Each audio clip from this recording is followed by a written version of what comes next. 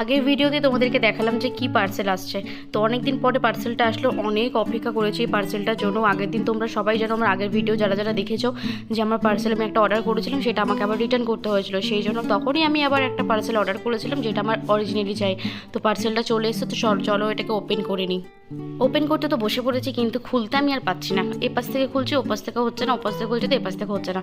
তারপরে আমি বুঝতে পারলাম যে ওইটার মুখের দিকটাতেই সব করা আছে।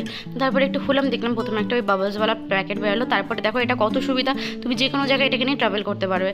তো একটু মানে ইয়ে হয়ে গেছিলাম, তো সেখানে একটু হাসছিলাম, খুব আনন্দ পেয়েছি আজকে এটা দেখে, বিকজ অনেকটা ওয়েট করেছি এটার জন্য। তো এটাকে আমি যেখানে সেখানে ক্যারি করতে পারবো, তার জন্য একটা সুন্দর মতন একটা ব্যাগের সিস্টেম দিয়েছে।